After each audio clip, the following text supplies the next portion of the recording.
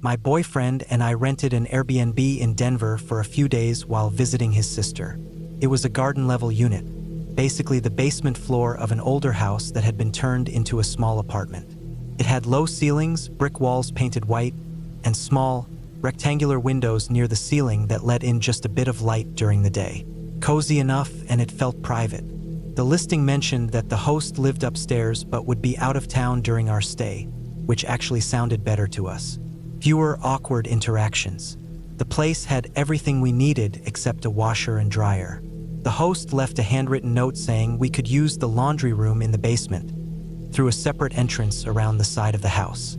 The note said the key labeled basement on the ring would work.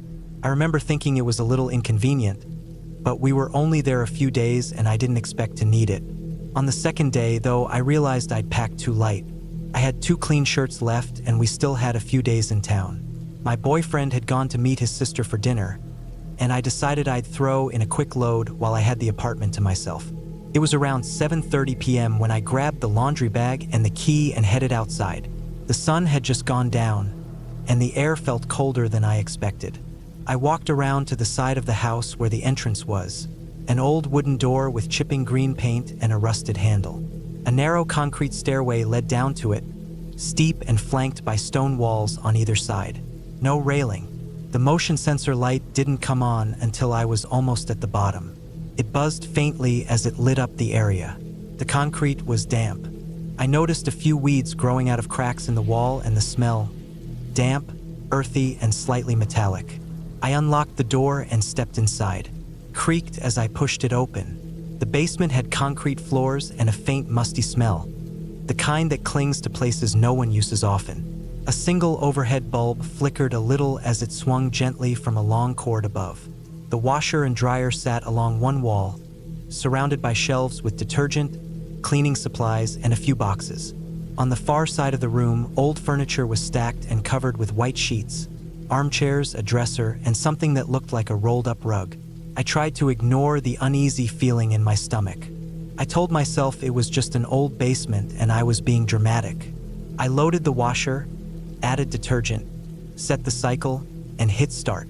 The machine clunked and hummed as it kicked on. I turned to leave. Then I noticed a door I hadn't seen before, tucked into the back corner. It was low, barely tall enough to walk through without ducking. No doorknob, just a heavy metal latch and a thick padlock holding it shut. The paint on it was different from the rest of the basement. Gray, with scratches near the bottom, as if something had been pushed against it over and over again. There was no sign or marking. Nothing about it made sense. It didn't look like a closet or utility room. It didn't belong. I stared at it for a while, then slowly stepped toward it, half out of curiosity, half out of caution. As I got closer, I realized the area near the door was colder than the rest of the room. It wasn't like a draft. It felt heavier than that. Still, I wasn't about to open a locked door in someone else's house. I turned to leave again. That's when I heard the sound. A scraping noise, like something heavy being dragged across the floor on the other side of the door. I froze. Then a dull thud. I stood completely still, ears straining. Then I heard something else. A breath, long and slow, like a quiet exhale through someone's nose. Not animal-like, not mechanical, just human. I didn't think. I ran. I pushed the door open, darted up the stairs, nearly slipped on the top step, and slammed the outer door shut. I locked it, sprinted around to the front of the unit, and locked our main door too. My hands were shaking as I texted my boyfriend. I didn't even want to tell him everything. I just said I heard something weird and would explain when he got back. When he came back an hour later, I told him everything. He laughed it off, said it was probably the pipes or the house settling. I didn't argue. I didn't feel like defending myself. I just told him I wasn't going back into that basement, and I meant it. That night, around 2 a.m., we were lying in bed with the TV on when we heard a loud bang, like something heavy falling somewhere close. We both sat up. It wasn't inside our unit. It sounded like it came from outside, maybe the side of the house. He went to the window and looked out. I followed him. The motion sensor light by the basement stairs was on. The basement door, the one I had locked, was wide open. just swinging gently back and forth. We stood there watching it for almost a full minute. No movement, no one outside, no wind, just the door swinging open like someone had come out and not bothered to close it. My boyfriend grabbed his jacket and walked out the front to check. He came back a minute later, looking unsettled. He said the basement door was open, but there was no one there. No sign of anything. I didn't sleep much that night. In the morning, we called the host. She had just gotten back into town and said she'd come by within the hour. I didn't want to go anywhere until she showed up. When she arrived, she seemed friendly but surprised. She said no one else should have had access to that basement except us. She seemed concerned and said she'd check it herself. She went around the side while we waited inside. It was quiet for a while. Then we heard her footsteps come back up and around to the front door. She knocked, came inside, and her whole face looked different. Serious, pale. She didn't tell us what she saw or heard.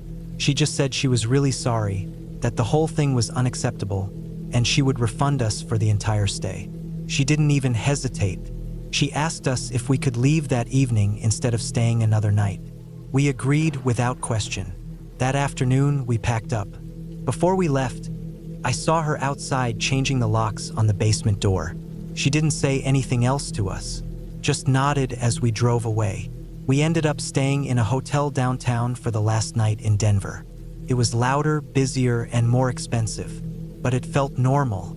I still don't know what was behind that locked door. I never asked, and she never told us. But I think about it sometimes. The scraping sound, that long breath, whatever was down there, it wasn't something she expected us to find.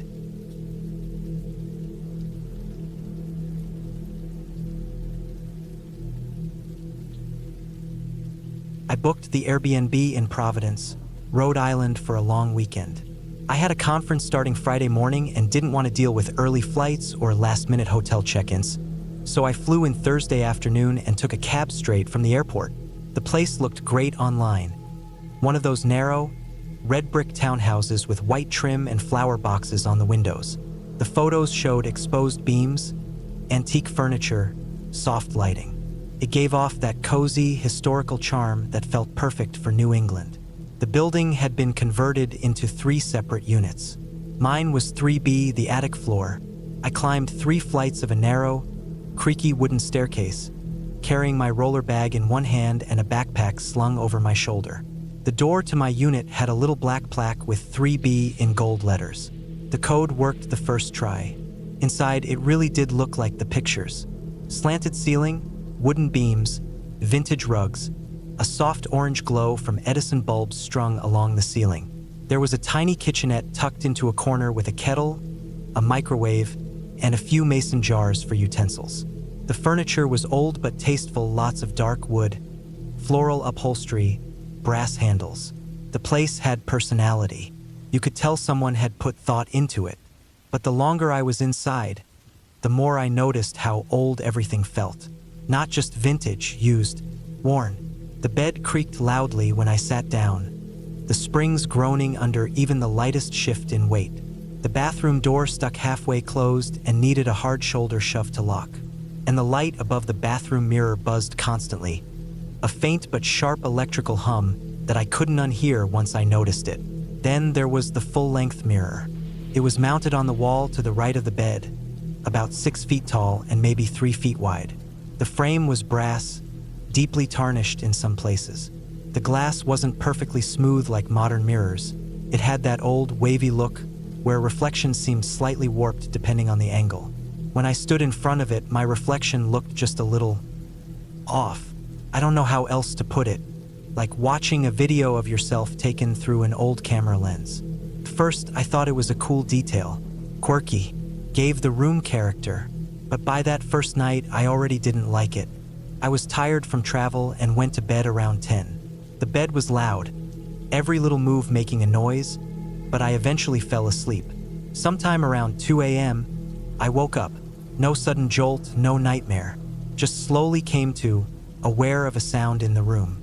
A soft, rhythmic clicking. Not loud, just enough to cut through the silence. Click, pause, click, click, click. It sounded like a light switch being flicked, or maybe a small plastic object being tapped repeatedly. I sat up slowly and looked around. The room was dark, only faint city light coming in from the small attic window.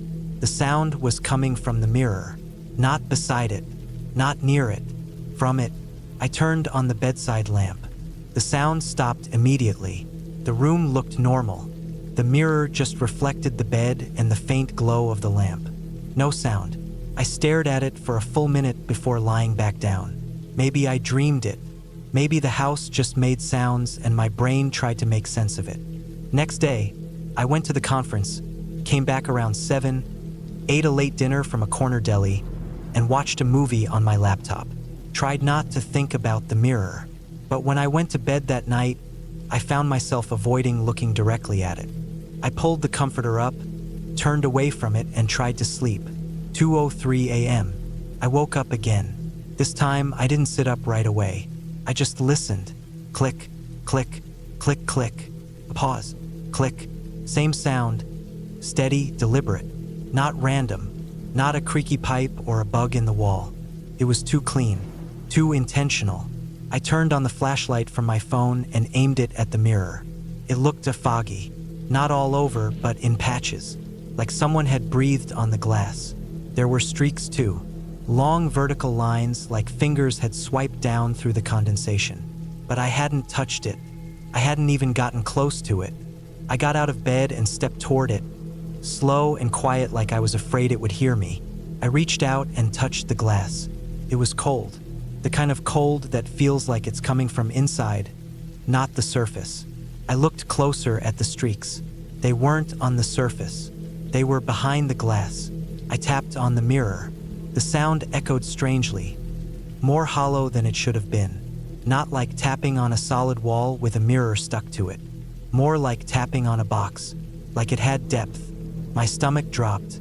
I crouched down to check the base of the mirror. There was a thin gap between the bottom of the frame and the wall. And inside that gap, I saw something. A thin black wire. It was barely noticeable, tucked in the corner, but once I saw it, I couldn't unsee it. It wasn't just a cord hanging loose. It was coming out of the wall and into the back of the mirror, like a power wire or a camera wire. I stared at it, frozen. I felt my body go hot and cold at the same time. Everything suddenly felt wrong. The quiet in the room was thick. My heart was pounding so hard it made my ears throb. I grabbed my phone and checked the Airbnb app. Messaged the host. "Hey, I need to talk to you about something weird with the mirror. Can you please get back to me ASAP?" No reply. I stayed up the rest of the night, lights on. I sat on the edge of the bed with my phone in hand, watching the mirror like it would move.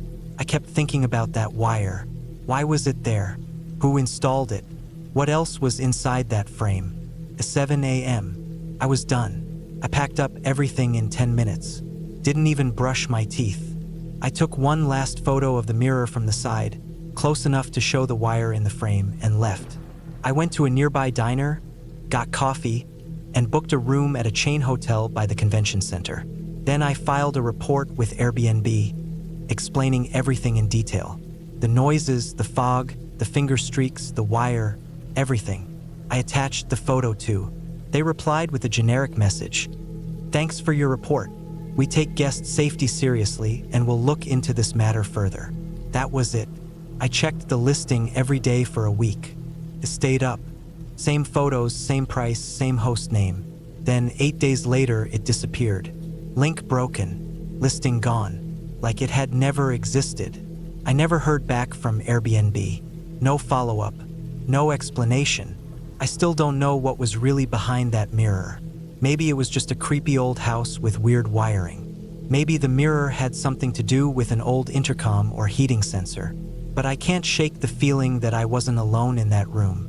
Not in the normal sense, anyway. Not ghosts, not monsters. Just someone watching, maybe recording, maybe live. Since then, I don't stay in Airbnbs anymore. I stick to hotels now. The kind with real front desks and cameras you can actually see. I don't care if it's more expensive. At least when I look in the mirror, I know who's on the other side.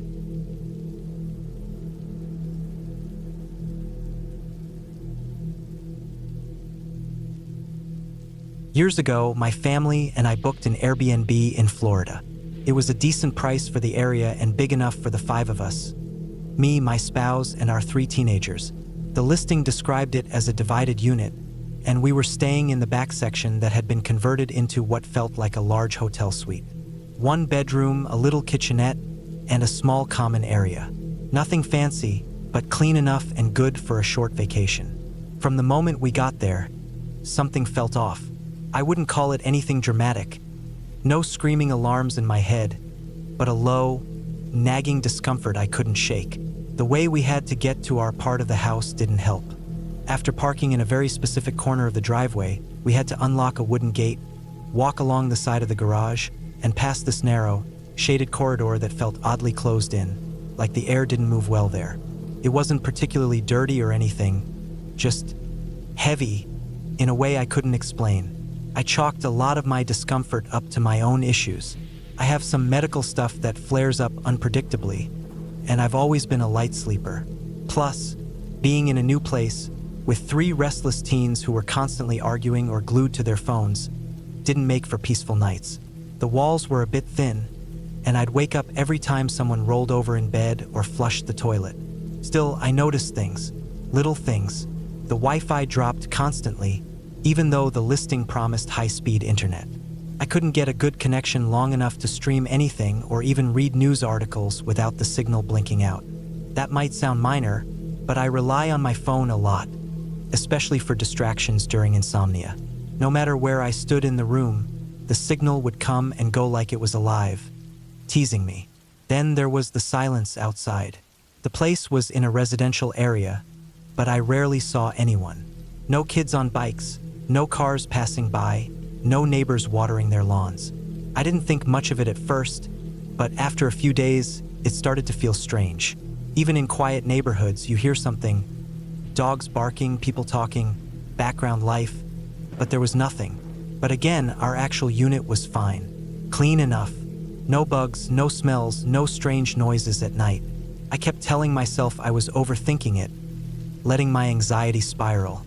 We cooked in the kitchenette, watched movies from the laptop, and did our best to make it a low-key trip. The kids were more interested in staying inside anyway, especially after a bad sunburn on the first beach day. It wasn't until the morning we left that I saw something that stuck with me ever since. We were packing up early, trying to beat traffic. Everyone was tired, half-dressed, loading bags into the car. I was walking along that same side path by the garage where the gate was, same route we always took to get in and out, when something caught my eye. There was a window on the side of the garage that I hadn't really noticed before. It was a large, rectangular pane, not covered or frosted, just exposed glass. There was a door next to it too, but it was shut tight with a heavy padlock on the outside. I wouldn't have thought anything of it, except I glanced at the window and stopped cold. Inside, it was dark.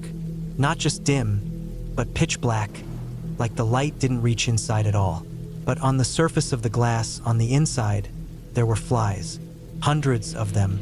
They were crawling in slow, jerky movements, wings twitching, legs tapping against the glass like they were trying to get out. Some were flying, bumping against the window in lazy spirals. But most of them were just stuck there, clinging to the inside, covering it like a sheet of moving black dots. At first, I didn't even realize what I was looking at. I thought maybe it was mold or dust or something stuck to the outside of the glass. But when I leaned in just slightly and saw their wings moving, dozens of them twitching at once, I felt this rush of nausea hit me. There was no smell, no noise, just that awful crawling movement. And the room behind the window was so dark I couldn't see anything else inside. No lights, no furniture, no outline of walls or corners. Just that blackness and the flies. I stood there longer than I should have. It was like my brain couldn't pull me away.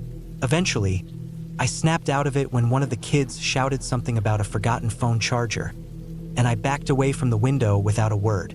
I didn't say anything to my spouse or the kids. I didn't tell the host either. I don't know why. At the time, I told myself it wasn't my business.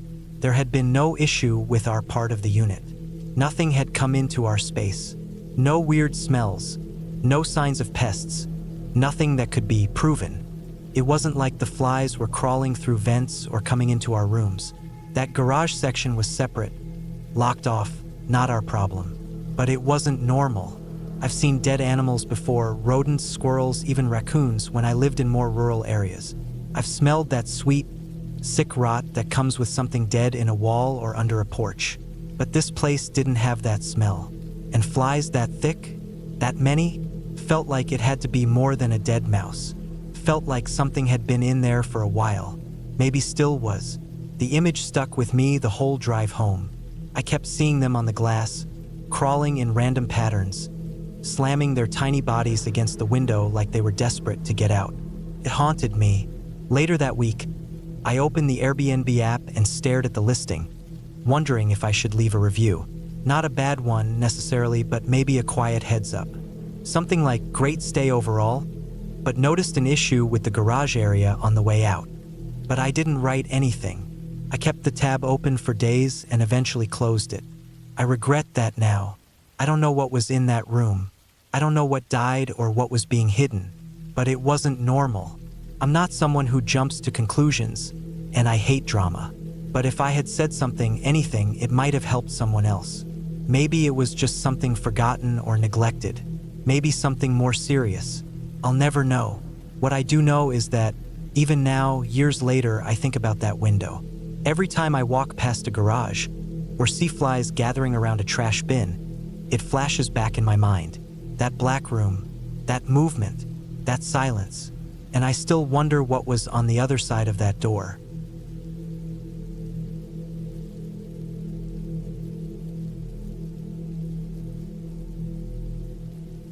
I'd been planning the solo trip for weeks.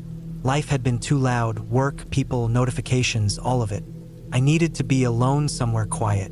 I found a small Airbnb cabin in the middle of nowhere, a rural area in one of those huge, flat states where the roads go on forever and you can drive for miles without seeing another car.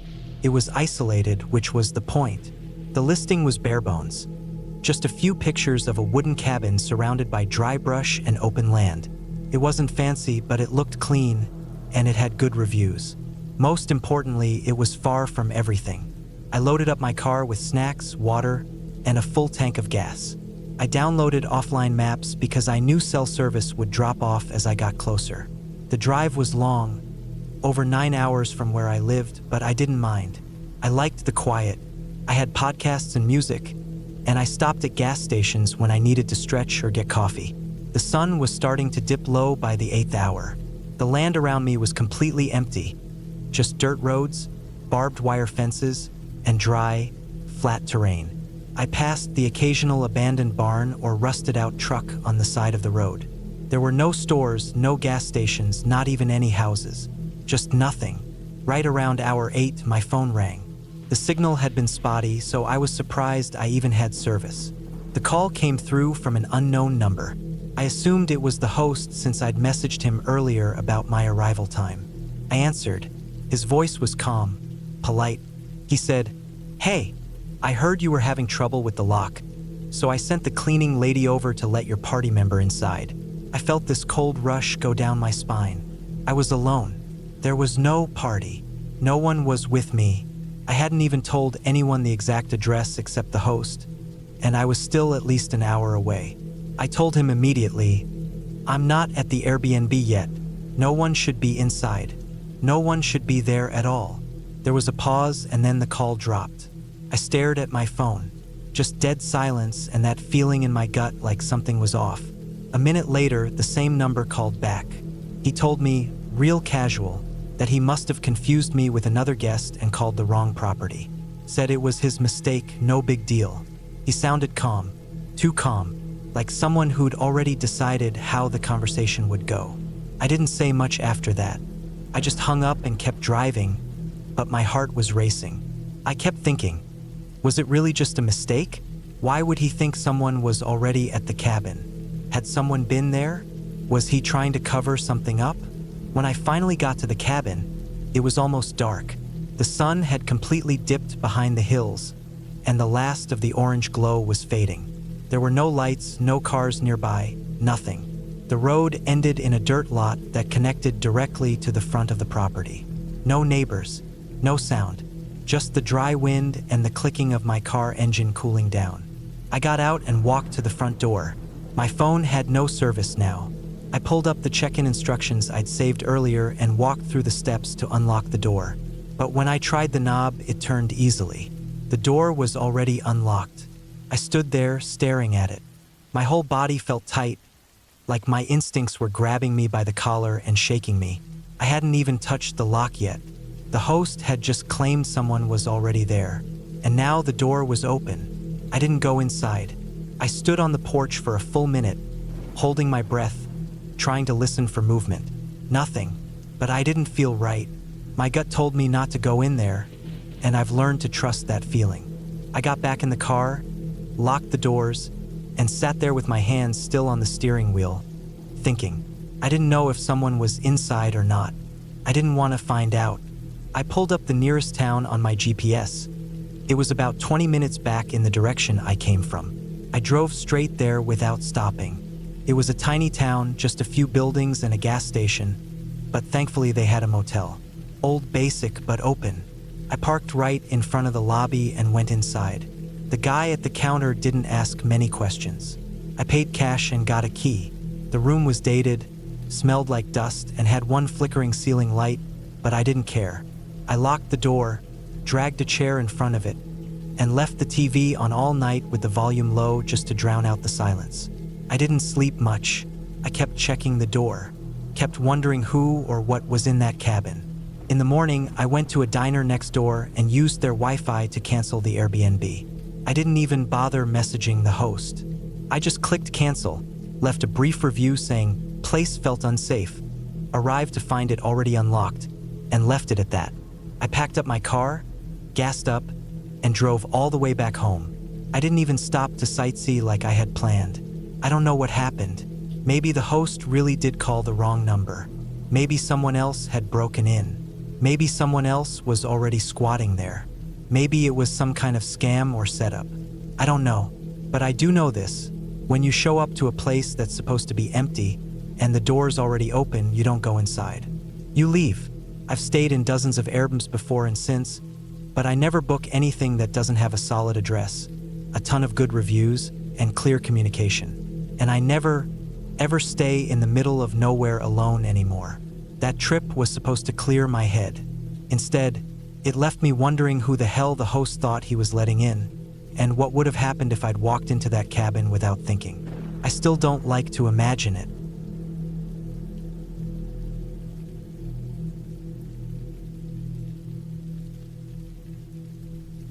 I had booked an Airbnb for a quick weekend trip to a new city with my best friend, just to get away from our usual routine and see something different. We didn't have a big budget, so I searched for something affordable but still decent. After some scrolling, I found this one-bedroom apartment that looked clean, simple, and it was cheap. Suspiciously cheap, actually. But it had decent pictures, a few short reviews, and I figured maybe it was just priced lower because it was a bit outside the city. I should have double-checked the listing, but at the time I was in a rush and just clicked book. The apartment was in a weird part of town. Not dangerous exactly, just kind of empty.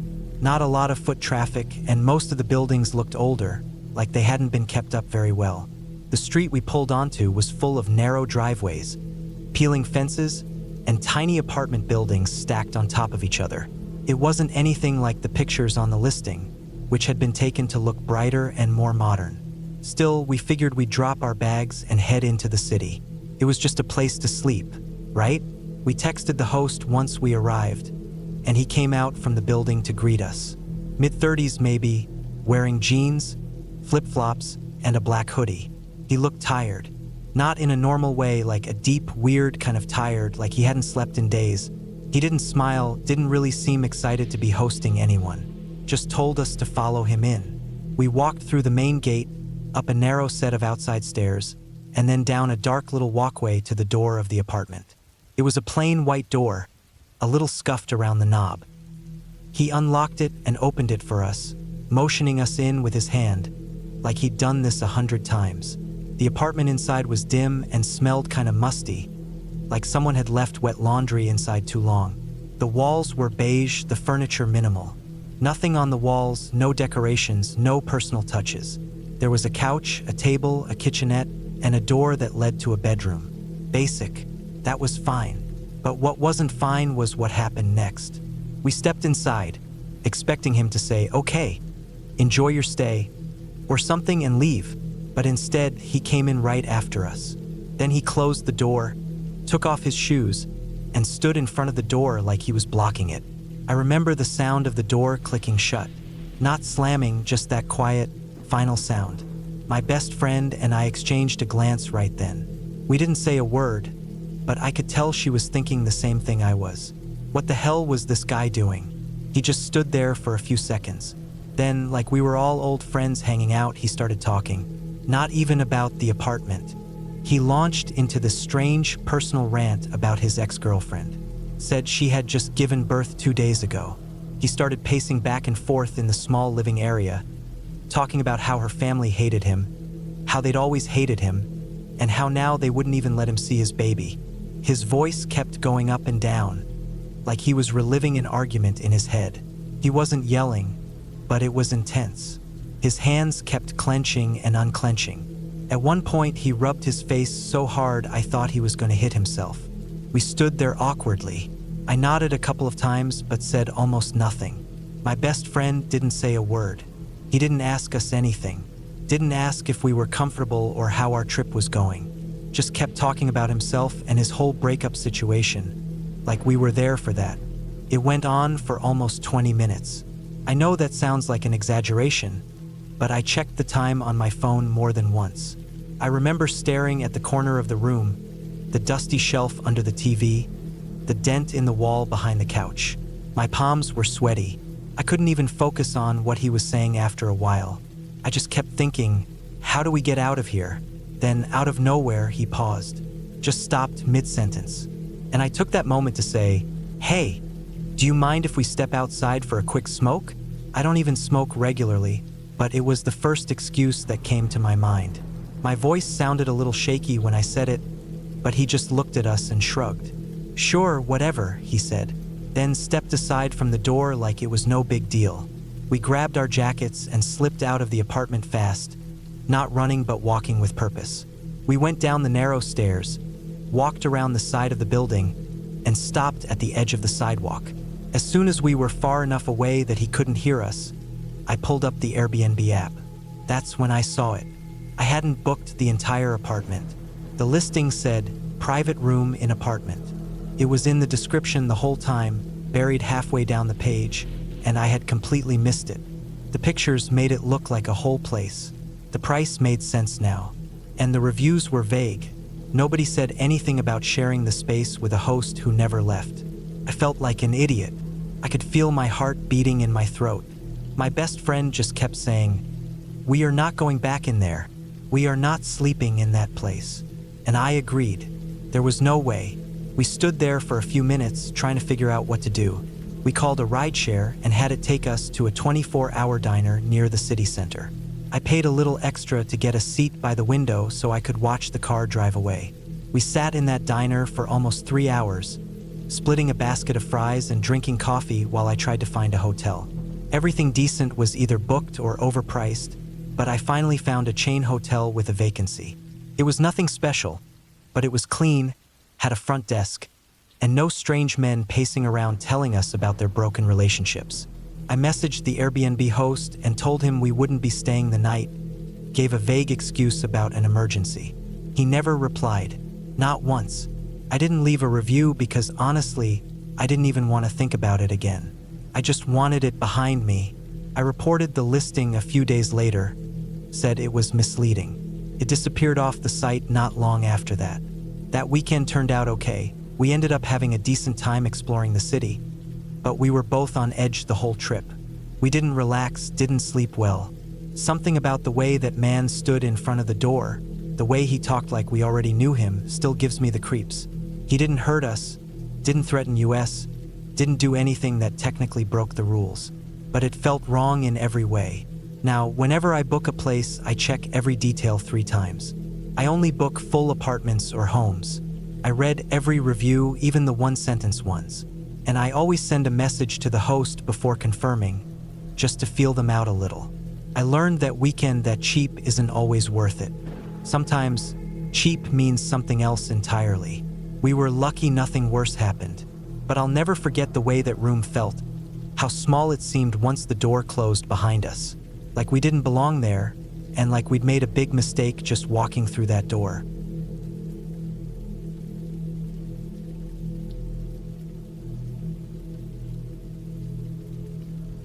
I own a small cabin rental tucked into the edge of the northern woods, a few hours from the nearest real town. It's a quiet place, simple, rustic, meant for people who want to disconnect.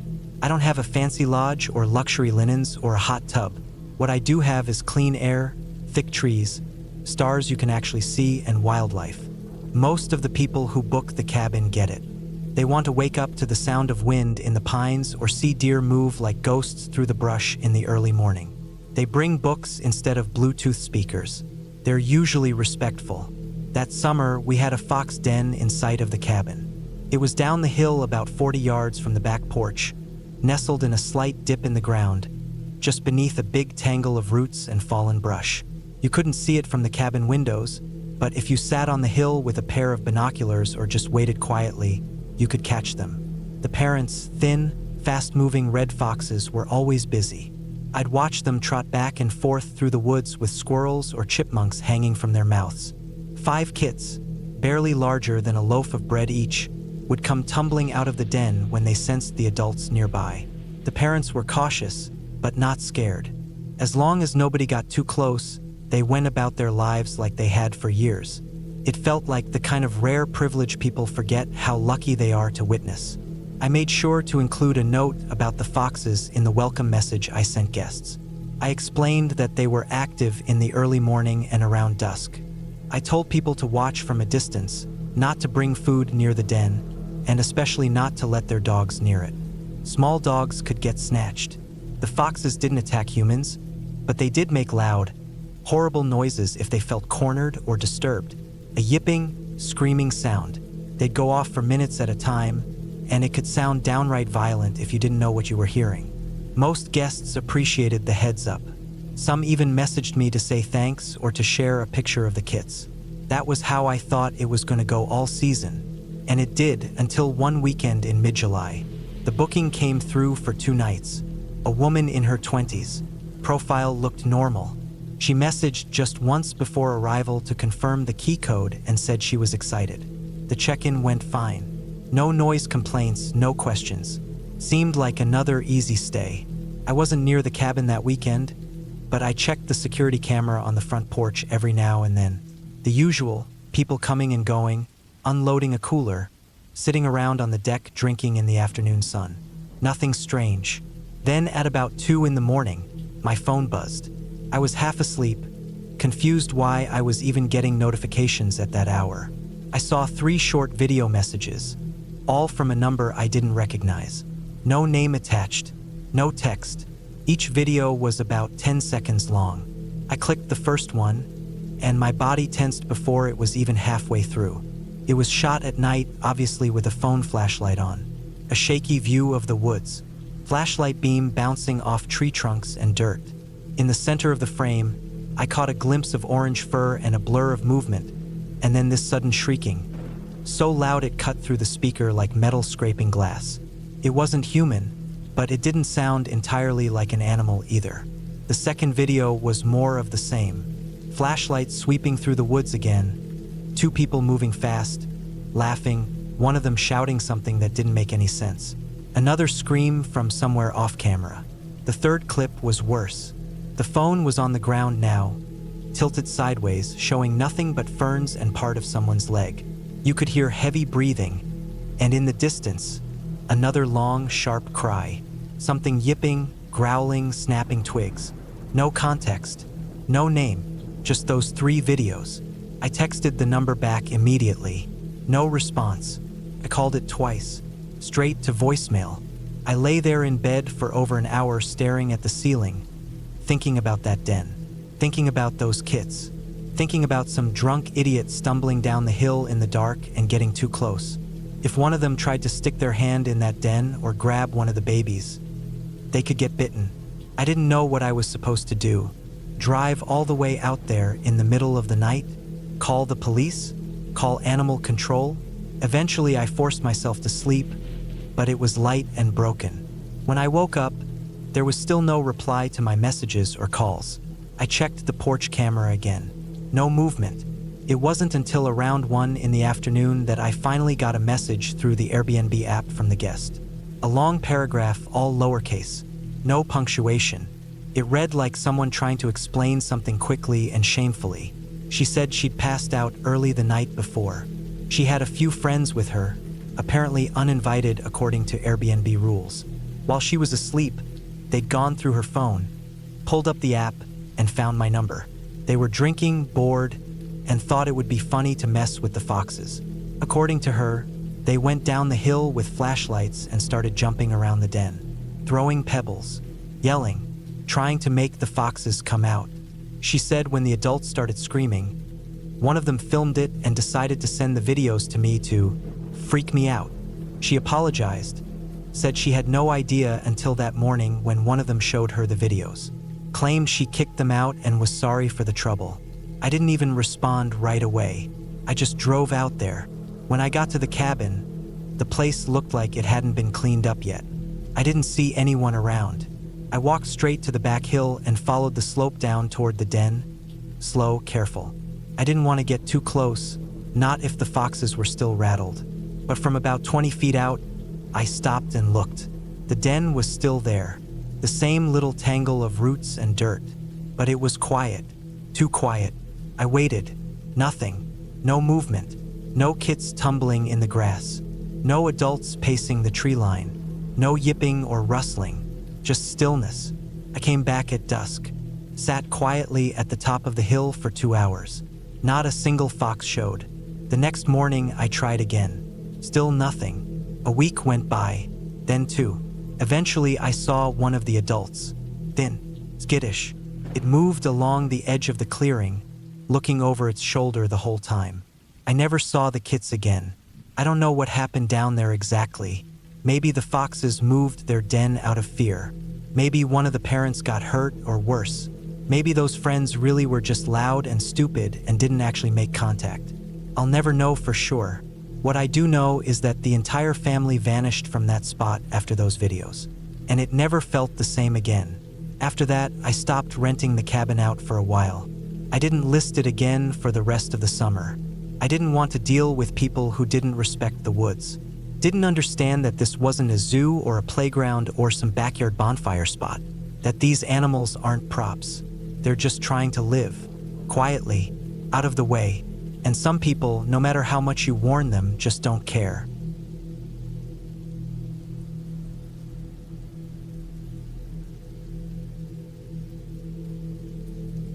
I rented a glamping Airbnb in Santa Clara County during the pandemic.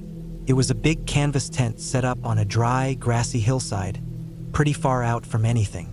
The listing said it was private property, fenced and gated, way out past a dirt road.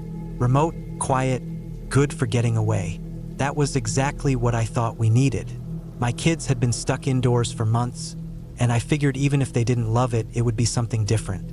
I packed us up, snacks, sleeping bags, a cooler with food, lanterns, card games, stuff like that, and drove us out there. Took a while, longer than I expected. After a certain point, the road got narrow and dusty. No pavement, just gravel and dirt. Winding up hills with little signs hammered into wooden stakes that pointed toward the Airbnb with a handwritten arrow and a number. When we got there, it was just how the pictures showed. Canvas tent on a wood platform, 2 cots, a couple camping chairs, a table with a propane stove, and a fire ring set off to the side. The view was pretty, just hills and sky and yellow grass swaying in the wind. But the kids were unimpressed almost immediately. No Wi-Fi, no TV. They both had their phones, but barely any reception. One bar if we were lucky. They kept asking what we were supposed to do there, and I kept telling them to chill, to enjoy the peace, to just try something different. I could already feel that pushback starting, the kind where they get bored and then start getting on each other's nerves.